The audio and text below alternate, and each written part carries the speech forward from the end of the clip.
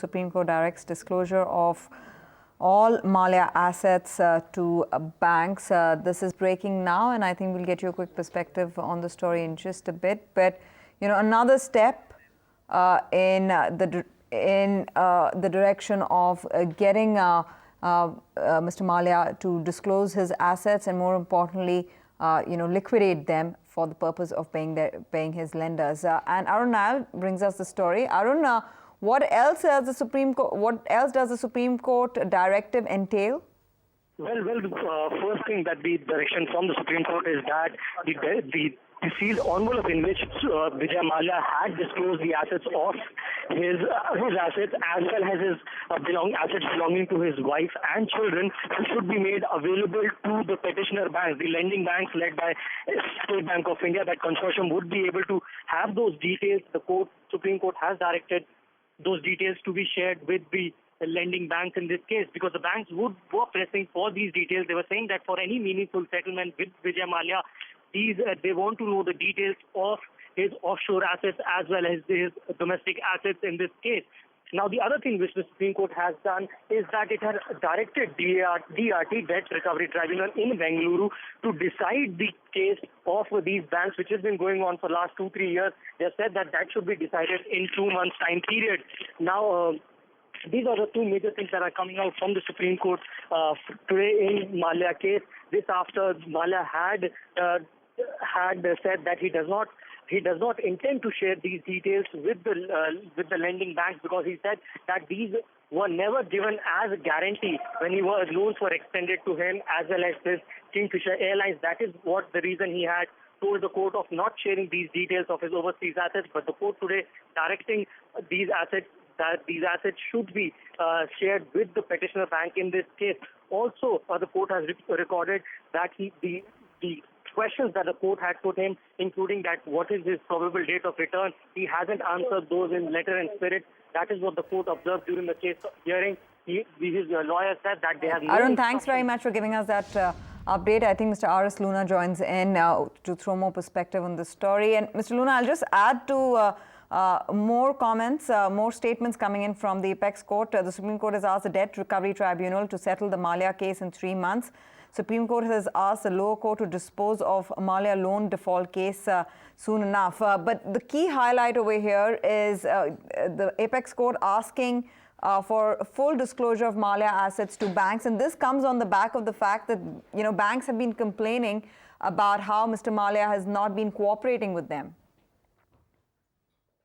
Well, from that angle, certainly it's a positive for the banks that now there is a Supreme Court directive to the company and Mr. Mallya that they should disclose all the assets. But the point is that I don't know how it is going to really make much of a difference for the lender's recovery point of view, because if it is going back to the DRT, DRT proceedings will take its own time. And that means we are going through the realization of assets by selling them, and the whole process everybody knows. Sure. Mr. Luna, I'm sorry to interrupt you there, sir, but the Supreme Court is saying settle the matter in 3 months. That's what the Supreme Court is directing the Debt Recovery Tribunal to do. Settle the matter, that is the like one-time settlement. So you're saying that this is going to be it's going to take much longer than that? The entire process was understanding where the liability lies, getting the assets liquidated, and then repaying the banks? No, I don't think in 3 months anybody can sell the assets and settle the account. I don't think that's possible. We know very well that even 2-3 weeks back, the banks tried to sell the Kingfisher house in Mumbai, and there was no bidder for that. And what will be the value of all these assets, even if we take together? Will it be sufficient to repay all the dues of the lenders? I don't think so. So I think ultimately the solution has to come by way of settlement of the dues. And that settlement, as I understand what Mr. Mallya earlier was suggesting, was 68 crore. So that means it is more than 5,000 crore of the principal which the lenders owe. Which the lenders have given to him, and this amount is more than that. And the lenders need to look at that and go by the commercial reality instead of keeping the rhetoric that they will not get even single pie less than what is due to them. Yes, indeed. You're not expecting a compromise on the lender's side in terms of the amount that Vijay Mallya owes to them. But Mr. J.N. Gupta, who's a former ED SEBI, joins in with his perspective too. Mr. Gupta, just adding to the bits that are coming in from the Supreme Court, Mallya lawyers are telling the Supreme Court that, of course, the fear of an arrest is forcing Mr. Mallya to stay abroad. The Supreme Court has also asked Mallya to disclose his family's assets to the banks. One doesn't know where the story will go next, because while all this is happening in India, there is the legal system which is going after Mr. Mallya. You have the judiciary which is going after Mr. Mallya. The banks are trying to solve this problem. But you're really looking at very little cooperation coming in from the man of the moment. See, we have to look into everything holistically.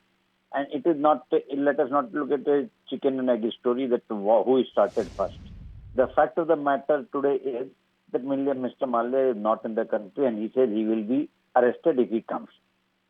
He would not have been arrested had he not gone. So, which is the correct. And secondly, I would just say that I was hearing what Mr. Luna was saying. I would have a little correction to make there. When Supreme Court has said that settle the matter in DRT, is not that you settle the loan and you pay off and you sell off the asset. It is the DRT should pass a judgment after considering everything within the 3 months' time. In my opinion, that is the period that the Supreme Court has given DRT to consider everything and pass their judgment as far as the request of bankers are concerned on that. Having said that, the issue again is this: the asset. Normally, assets of family members would not be touched as they are the personal asset. But when the allegations are there that the money has been laundered, money has been siphoned of the company, and the personal assets have been built in, then anything which has been acquired out of the money which has not come from the right sources, that can be always attacked by the law by invoking whatever provisions in the law is concerned. So it is in the interest of Mr. Mallya, when he is saying that my family is NRI for long, blah, blah, blah, all these things, then it is his interest to say, look, these are my assets. These assets have been acquired on such and such date. This is a source of funds. Therefore, it is not to be touched by any court in the country. If he clear, if he's clean, he should come back to the court and say everything. Probably what is happening is this: there must be something which is bugging or which is troubling Mr. Mallya, which if disclosed would trouble, and all these things. And yesterday's decision of the Ethics Committee of Rajya Sabha to cancel his membership, that is all putting pressure on him. And all this pressure has escalated just because he did not choose to remain in the country.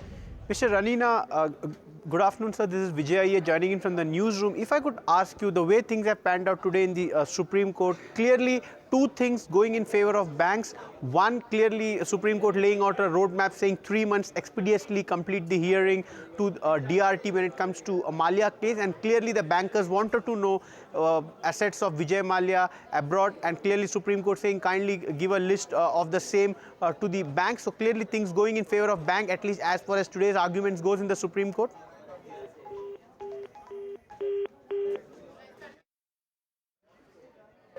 Mr.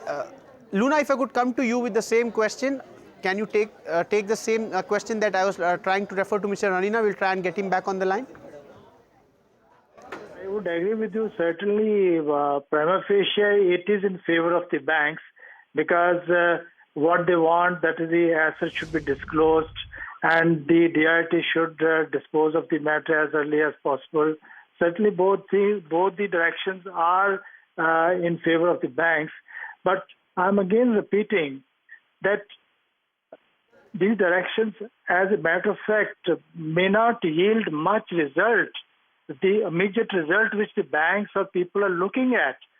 I mean, today also the banks have some details of the assets. They may get some more details of the assets. Then what? Merely assets are not going to satisfy the dues. Assets have to be sold. The process is a long-drawn process. It doesn't happen over a period of time. It takes years. I mean, we are back to square one. The DRT, in any case, when the application was before DRT, that is a recovery application, and the DRT in due course of time was supposed to pass the order whereby the lenders could proceed against the assets of this borrower, the guarantor. That is the usual process. But that process takes a long time. I think we all have been looking to something which may come as by way of a one-time settlement so that the lenders don't have to wait for that. But that, according to me, is not happening as I see now. Gupta, if I could get you on, as we see Mr. Luna saying, clearly do we see that we have the consortium counsel, Mr. Naganan, with us. Sir, very good afternoon. Thanks for sparing this time and speaking to ET now. Vijay here joining from the Mumbai newsroom. Clearly, sir, if I could throw a light on what was the deliberations today and what is the Supreme Court directions to Mr. Vijay Mallya after today's deliberations? It was a kind of a longish hearing, and one of the contentions that the banks addressed was that the earlier order had not been complied, and because of that, the court should take serious view of the matter. The argument of Mr. Vijay Mallya's side was that whatever he had to disclose, he has disclosed, but he said that he is not liable to disclose the details of his assets held overseas and also the assets held by his wife and children. That was the stand he took. But he made a disclosure in a sealed cover to the court. And after the hearing, the court felt that it can't be kept secret and those details must be given to the banks. So they made an order that all the details given by him in the sealed cover will be given to the banks by the registry of the Supreme Court, which probably will happen maybe tomorrow. Nagan, if I could ask you, on the broader petition of the revised settlement plan that Vijay Mallya had submitted to the banks, what is the take of the banks? Have the banks accepted it? What is their stand on the whole issue? Because that was where the banks had approached the Supreme Court and finally a settlement plan had come from Vijay Mallya. Actually, the banks had approached the Supreme Court on a point where they wanted Mr. Mallya to come before the court. He should be compelled to appear before the court. That was the stand that we took. And it was that point that was before the Supreme Court. And before the Supreme Court, on the last date, the court had made an order saying he should disclose when he is going to come. And today, his lawyer made a statement that his client is not in the position to come because of various proceedings that have been instituted against him by the government of India. And therefore, he said, I am not in the position to give you any date when I will appear. Right, but Mr. Naganan, that's the whole point, and I think Mr. Luna really highlighted it. With the Supreme Court lending its support to banks and saying, a full disclosure should be made of Mallya's assets, his family's assets to the banks. The question really lies, what next? I mean, what can the banks do with this information? Now given the details, you see. Now he has given the details to the Supreme Court, and the Supreme Court has rejected his contention that this should not be made available to the banks. And the Supreme Court has directed that all the details will be made available to the bank. And so it is now for the banks to take further steps. Most importantly, I think the biggest progress is that the Supreme Court has now directed that within a period of 2 months, the proceedings in the Debt Recovery Tribunal should be concluded. Sorry, Mr. Naganan, I'm just asking, sorry sir, for the benefit of our viewers, I just want to understand, what are the next steps that the banks are planning to take given this information? You see, there is a proceeding already pending before the Debt Recovery Tribunal in Bengaluru. That is for recovering the monies that are due from all, that is Mr. Kingfisher and all respondents. That proceeding has been stalled some time now. So the Supreme Court has now directed that that case shall be disposed of within 2 months. Hello? Right, Mr. Nagadan. I appreciate that clarity. Mr. H.P. Ranina also joins in with his thoughts on the matter.